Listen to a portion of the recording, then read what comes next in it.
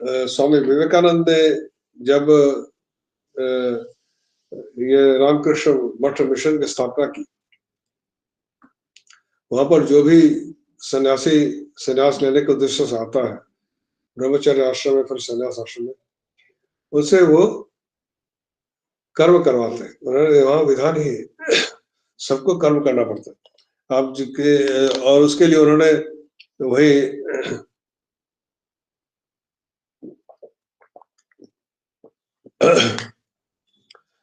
जो Sevashram, hospital, school, विद्यालय स्थापना की, जहाँ ये ब्रह्मचारी और सन्यासी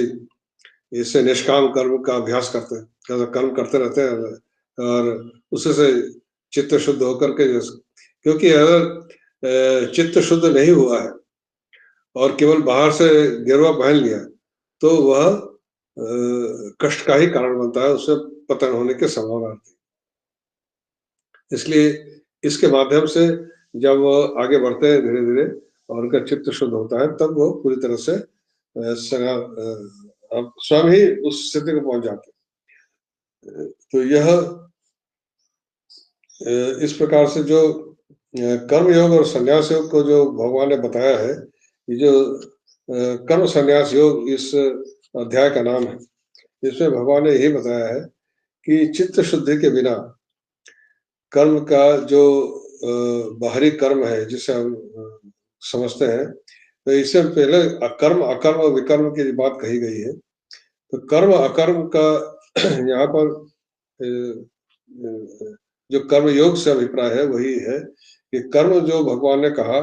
जो प्राचीन काल में उस समय जो कर्म की अवधारणा थी कि यज्ञों, जो वेदों में वर्णित जो यज्ञ है उनका अनुष्ठान ही कर्म है, काम्य कर्म। तो भगवान ने उसको विस्तार दे दिया, उसमें 12 प्रकार के कर्म और यज्ञ इन दोनों को जोड़ते हुए यज्ञों का उन्होंने वर्णन किया ना, 12 प्रकार के यज्ञों का, जो उसमें तो सब प्रतीकात्मक है, जिसमें कोई आप बहुत से ऐसे यज्ञ कहा है, जप यज्ञ इत्यादि, तप यज्ञ, स्वाध्याय यज्ञ ऐसे कहा है ना, तो उसमें कोई कुंड जला करके आहुति तो होती नहीं, तो उसने विस्तार कर दिया उसका। अर्थात जो निष्काम, मतलब कामना रहित, फलासक्ति रहित, फल की कामना के से रहित होकर के जो भी कर्म का अनुष्ठान करते हैं वही यज्ञ होता है, उसी को उन्होंने यज्ञ की संज्ञा दे दी। और इस प्रकार से जो वेदों में यज्ञों का वर्णन है वो भी यदि फलाकांक्षा से रहित होकर किया जाए